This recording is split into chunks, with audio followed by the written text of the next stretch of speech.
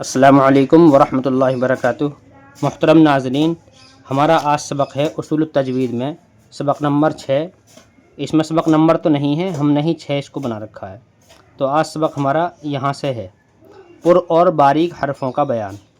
اب یہ یہاں سے شروع ہوگا، پر اور باریک حرفوں کا بیان یہاں سے لے کر اور یہاں پر ختم ہوگا، صفحہ نمبر 12 پر ختم ہوگا۔ اور اگر آپ اپنی کتاب میں اس کو نکالنا چاہیں گے تو آج کا سبق ہمارا صفحہ نمبر 9 سے شروع ہے۔ تو اب ہم شروع کرتے ہیں۔ اگر آپ اس کتاب کو خریدنا چاہتے ہیں تو یہ کتاب تو آن لائن دستیاب نہیں ہے، لیکن یہ قاعدہ دستیاب ہے، نورانی قاعدہ، کیونکہ نورانی قاعدے میں بھی یہ تمام قواعد موجود ہیں، اس لیے آپ نورانی قاعدہ آن لائن خرید سکتے ہیں۔ میں لنک میں ڈسکرپشن میں لنک لگا دوں گا۔ اسی طریقے سے یہ اردو زبان کی پہلی، دوسری، تیسری، چوتھی اور پانچویں کتاب تک آپ اردو زبان کی کتابیں خرید سکتے ہیں۔ تو یہ سب چیزیں ہیں، تو سبق شروع کرتے ہیں۔ بسم اللہ الرحمن الرحیم۔ پر اور باریک حرفوں کا بیان۔ حروف مستعلیہ 7 ہیں۔ مستعلیہ کا مطلب کیا ہے؟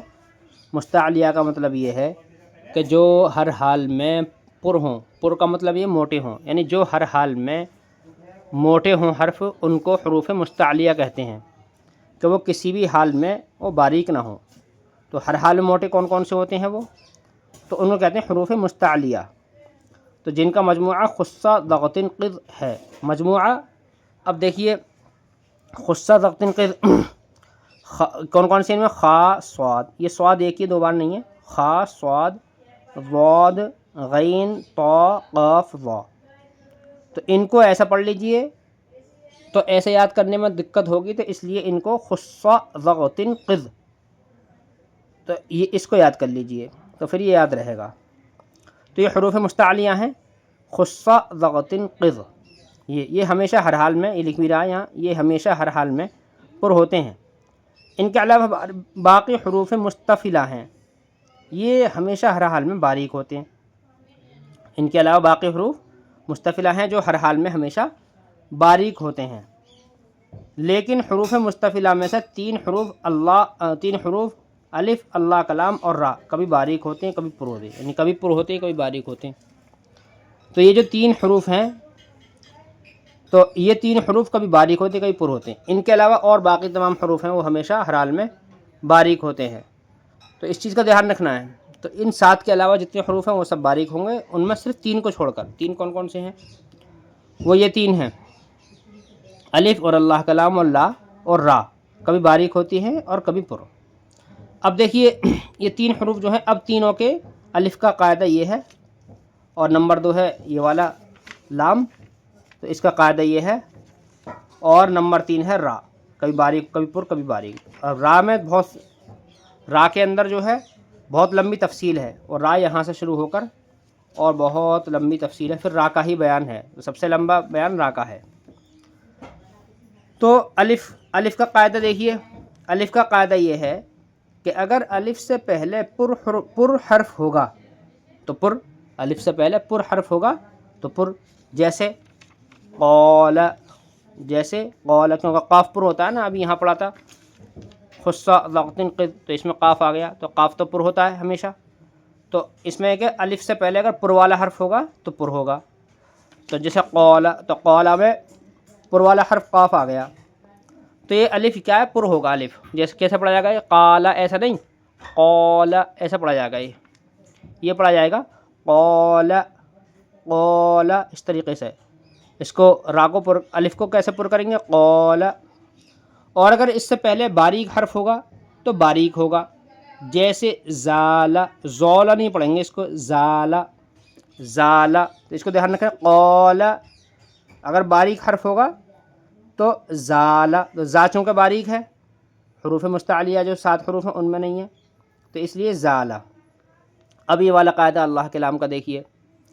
اللہ کے لام کا قاعدہ یہ ہے کہ اگر اللہ کے لام سے پہلے زبر پیش ہوگا تو پر، زیر ہوگا تو باریک، جیسے هو اللہ، رسول اللہ، باللہ۔ دوبارہ سے دیکھیے، اللہ کے لام کا قاعدہ یہ ہے کہ اگر اللہ کے لام سے پہلے زبر پیش ہوگا تو پر، زیر ہوگا تو باریک، جیسے هو اللہ رسول اللہ باللہ، ان دونوں میں اللہ کے لام سے پہلے یہ ہے، واو پہ زبر ہے، ایسے ہی اس میں پیش ہے، تو یہ دونوں تو پر ہو گئے، اور اس والے میں زیر ہے اس لیے باریک ہو گیا۔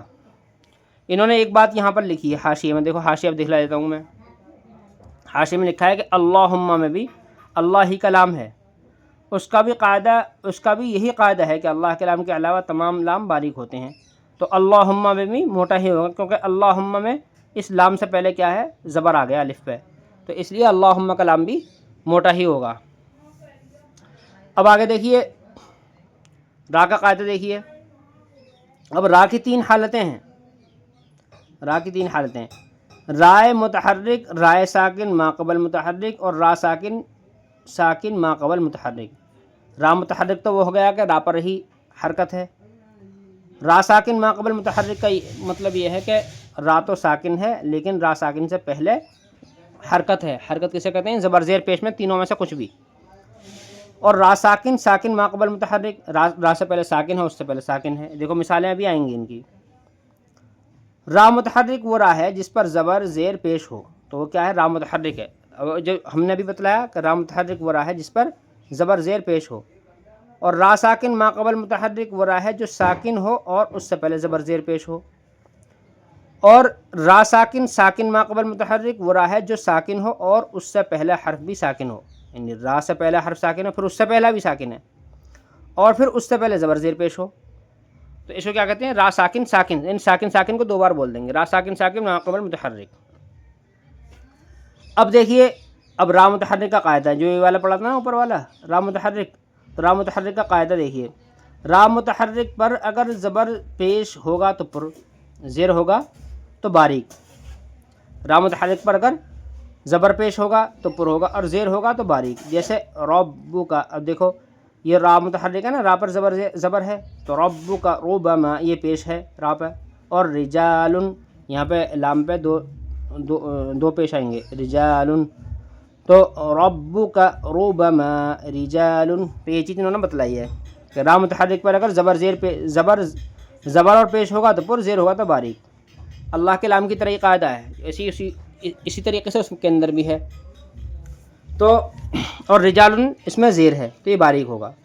اب آگے دیکھیے را ساکن ما قبل متحرک کا قاعدہ۔ را ساکن ما قبل متحرک کیا ہوتا ہے؟ را ساکن سے پہلے اگر زبر پیش ہوگا تو پر، زیر ہوگا تو باریک، جیسے یرجعون، یرجعون، فرعون۔ اب دیکھیے یہ را ساکن ہے، اس سے پہلے زبر ہے، یہ را ساکن ہے، اس سے پہلے پیش ہے، یعنی کہ را ساکن سے پہلے زبر اور پیش ہیں، تو را ہم نے موٹی کری ہے، یرجعون، یرجعون۔ اس را ساکن سے پہلے زیر ہے تو یہ پڑھا جائے گا فرعون، را باریک ہوگی، فرعون۔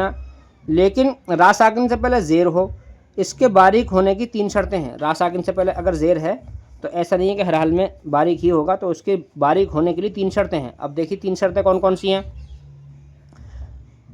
را ساکن سے پہلے زیر ہو، اس کے باریک ہونے کی تین شرطیں ہیں۔ را ساکن سے پہلے زیر اصلی ہو تو را باریک ہوگی، جیسے فرعون، کیونکہ یہ اصلی اس لیے ہے کیونکہ یہ ہمیشہ فرعون ہی رہے گا، فا پہ کچھ اور نہیں آ سکتا، تو یہ زیر اصلی ہے، جیسے فرعون۔ اور اگر زیر عارضی ہو تو را باریک نہ ہوگی بلکہ پر ہوگی، جیسے ارجعوا، ارجعی، ارجع۔ اگر زیر عارضی ہوگا تو را باریک نہ ہوگی بلکہ یہ را باریک ہونا ہوگی بلکہ پر ہوگی، ارجعی، ارجعوا، ارجعی، کیونکہ را سے پہلے جو زیر ہے یہ عارضی ہے۔ اگر ہم جیسے یا ایھا النفس المطمئنۃ ارجعی، تو اس را سے پہلے زیر ختم ہو گیا، تو اس لیے یہ را کیا ہے؟ عارضی ہے، یہ اصلی نہیں ہے۔ ایسے ارکبوا، تو یہ را باریک نہ ہوگی بلکہ پر ہوگی۔ اور تیسری شرط یہ ہے کہ را ساکن سے پہلے زیر اسی لفظ میں ہو تو باریک ہوگی، جیسے فرعون۔ اور اگر زیر دوسرے لفظ میں ہوگا تو را باریک نہ ہوگی بلکہ پر ہوگی، جیسے رب ارحمہما۔ تو اس را سے پہلے جو زیر ہے وہ ربی الگ ہے اور ارحمہما الگ ہے، تو ملا کے ہوا رب ارحمہما۔ تو اس را سے پہلے کیا ہے؟ زیر ہے، وہ زیر ہے لیکن یہ زیر دوسرے حرف میں ہے، دوسرے لفظ میں ہے، اس لیے را باریک نہ ہوگی بلکہ پر ہوگی. رب ارحمہما رب ارجعون. یہ والی را، اس والی را کی بات ہے، یہ والی را پہ تو حرکت ہے، اس والی را کی بات ہے. رب ارجعون ام ارتابوا ان ارتبتم من ارتضى لمن ارتضى الذي ارتضى. بہت ساری مثالیں ہیں. تو یہ سب را کیا ہیں؟ یہ پر ہوں گی، باریک نہیں ہوں گی. اب دیکھیے اگلا، اب آگے دیکھیے، را ساکن کے بعد اسی لفظ میں حروف مستعلیہ میں سے کوئی حرف نہ ہو تو را باریک ہوگی، جیسے فرعون، کیونکہ حروف مستعلیہ میں سے نہیں ہے تو فرعون. اور اگر اسی لفظ میں حروف مستعلیہ میں سے کوئی حرف ہوگا، اور اگر اسی لفظ میں حروف مستعلیہ میں سے کوئی حرف ہوگا تو را باریک نہ ہوگی بلکہ پر ہوگی. اسی لفظ میں حروف مستعلیہ میں سے کوئی حرف ہوگا تو را باریک نہ ہوگی بلکہ پر ہوگی، جیسے ایرو صاد میرو. یہ را کیا ہیں؟ یہ والی یہ پر ہیں، باریک نہیں ہے. ایرو صاد میرو صاد لبل میرو صاد قرطاس فرقتن. قرآن پاک میں اس قاعدے کے یہی 5 لفظ ہیں، اس قاعدے کے قرآن پاک میں یہی 5 لفظ ہیں. اور فرقن میں فرقن اور خلفن، فرقن میں خلف ہے، یعنی پر اور باریک دونوں پڑھنا جائز ہے. خلف کا مطلب اختلاف ہے، یعنی کہ دونوں جائز ہیں. کچھ کہتے ہیں باریک ہوگا، کچھ کہتے ہیں پر ہوگا، تو دونوں پڑھ سکتے ہیں. را ساکن ساکن ما قبل متحرک کا قاعدہ. را ساکن ساکن ما قبل متحرک یہ حالت وقف میں ہوتا ہے. اس کا قاعدہ حالت وقف کا مطلب کیا ہے؟ کہ اس کے آگے آیت ہو. حالت وقف کا مطلب کیا ہے؟ کہ اس کے آگے آیت ہو، اس کو کہتے ہیں حالت ساکن. تو یہ کیا ہے؟ یہ حالت وقف میں ہوتا ہے. اس کا قاعدہ یہ ہے کہ اگر را ساکن سے پہلے یا کے علاوہ کوئی اور حرف ساکن ہے تو اس ساکن حرف سے پہلے اگر زبر پیش ہوگا تو را پر ہوگی، اور زیر ہوگا تو را باریک ہوگی. جیسے والفجر والفجر والعصر عسر عسر یسر نار نور ذکر فکر حجر. اور اگر را ساکن سے پہلے یا ساکن ہے تو را ہر حال میں باریک ہوگی. جیسے خبیر، یہ کیا ہے؟ یا ساکن سے پہلے را اس والی را سے پہلے یا ساکن ہے، یا ساکن ہے تو کیا ہے پھر؟ اور اس سے پہلے زیر ہے تو ہر حال میں باریک ہوگی. خبیر بصیر قدیر خیر غیر. اور پیش کی مثال قرآن پاک میں نہیں ہے، پیش کی مثال قرآن پاک میں نہیں ہے. رائے ممالہ، ایک را کا قاعدہ اور ہے رائے ممالہ. یہ تو ہو گئے، یہ تین جو بتائی تھی را کی 3 حالتیں وہ تو ختم ہو گئی. اب رائے ممالہ کیا ہے؟ یعنی وہ را جس میں امالہ کیا گیا ہو. اس امالے کا مطلب کیا ہے؟ دیکھو نمبر 3 میں انہوں نے لکھا ہے. نمبر 3 کہاں ہے؟ یہ رہا نمبر 3. امالہ کہتے ہیں زبر کا زیر کی طرف، الف کا یا کی طرف جھکنا. ابھی دیکھتے ہیں کیا ہے اس کا مطلب. امالہ کیا گیا ہو، را یعنی وہ را جس میں امالہ کیا گیا ہو باریک ہوگی. اور یہ قرآن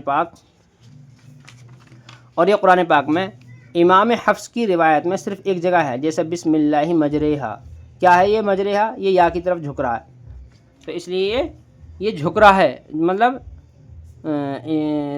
جس میں امالہ زبر کا زیر کی طرف، زبر کے زیر کی طرف الف کا یا کی طرف، تو زبر کا زیر کی طرف الف کا یا کی طرف، تو الف کا یا کی طرف یعنی یہ بھی الف ہے ایک طرح سے، تو الف کا یا مجریہا نہیں پڑھا جائے گا، بلکہ مجریہا پڑھا جائے گا.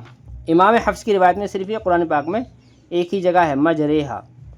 رائے مشدد متحرک پر اگر زبر پیش ہوگا تو پر، زیر ہوگا تو باریک. جیسے سرن صرن درجن. رائے مشدد ساکن سے پہلے اگر زبر پیش ہوگا تو پر، زیر ہوگا تو باریک ہوگا. جیسے زیر ہوگا تو باریک. جیسے مستقر لا یضر مستمر، یہ والی را باریک ہوگی. ایک ہوتا رائے مرامہ. رائے مرامہ وہ راہ ہے جس پر وقف بالروم کیا جائے. وقف بالروم دیکھو انہوں نے یہاں پہ لکھا حاشیے میں، اس کو بھی دیکھ لے. وقف بالروم کلمے کے آخری حرف کو ساکن نہ کرنا بلکہ اس کی حرکت کا ایک تہائی حصہ ادا کرنا. آخری حرف کو ساکن نہیں کرتے بلکہ اس کی حرکت کو ایک تہائی ادا کرتے ہیں. وقف بالروم کیا گیا ہو، اس کا قاعدہ یہ ہے کہ اس پر اگر پیش ہوگا تو پر، زیر ہوگا تو باریک. جیسے قدیر والفجر اگر آیت کریں گے تو والفجر تو ایک جھکاؤ ہے. اب اس میں ایک چیز اور ہے، اب یہ مخرج معلوم کرنے کے قاعدے ہیں یہ والے، تو چونکہ یہ میں نے اس لیے یہاں شروع نہیں کیا تھا کہ اس کو آخر میں دے دیتے ہیں اس کو، کیونکہ اس کی ضرورت زیادہ ہوتی ہے را کی، تو اس کو ہم آخر میں اس کو بھی پڑھ دیتے ہیں۔ مخرج معلوم کرنے کا طریقہ یہ ہے، کسی حرف کا مخرج معلوم کرنے کے دو طریقے ہیں۔ جس حرف کا مخرج معلوم کرنا ہو اس کو ساکن کر کے اس سے پہلے حمزہ متحرک لے آؤ اور پھر ادا کرو، جیسے جس جگہ آواز رک جائے گی وہی جگہ اس حرف کا مخرج ہے۔ مثلا جیم کا مخرج معلوم کرنا ہے تو اس کو ساکن کر کے اس سے پہلے حمزہ متحرک لے آؤ اور کہو اج، تو جیم کا مخرج معلوم ہو گیا، زبان کا بیچ اور اوپر کا تالو۔ یہی مشہور طریقہ ہے، یہ بہت آسان طریقہ ہے۔ اج جیسے کوئی بھی با کا معلوم کرنا تو اب، تے کا معلوم کرنا ات، ات اس اج اد از او ال، یہ سب اسی طریقے سے ہیں۔ دوسرا طریقہ یہ ہے کہ جس حرف کا مخرج معلوم کرنا ہو اس کو فتحہ دے کر اس کے آخر میں ہائے ساکن زیادہ کر دو اور پھر ادا کرو، جیسے جہاں سے آواز شروع ہو رہی ہے وہی جگہ اس حرف کا مخرج ہے۔ مثلا جیم کا مخرج معلوم کرنا ہے تو جیم کو فتحہ دے کر اس کے آخر میں ہائے ساکن زیادہ کر کے ادا کرو، جیسے جہ بہ سہ تہ لہ مہ نہ، ایسے ہی ایک ہی طریقہ ہے۔ تو جیم کا مخرج معلوم ہو گیا، زبان کا بیچ اور اوپر کا تالو۔ تو یہ دو طریقے ہیں، مخرج معلوم کرنے کے دو طریقے ہیں۔ اگر مخرج معلوم کرنا ہے کسی حرف کا تو ایک تو یہ ہے کہ اس کے شروع میں الف بڑھا دو، حمزہ بڑھا دو، جیسے اج ات اب ام ان ال۔ دوسرا طریقہ یہ ہے کہ اس حرف کے آخر میں ہائے ساکنہ بڑھا دو، جیسے بہ جہ تہ رہ سہ نہ۔ تو یہ دونوں طریقے مخرج معلوم کرنے کے ہیں۔ امید ہے یہ سبق سمجھ میں آ گیا ہوگا۔ السلام علیکم ورحمۃ اللہ۔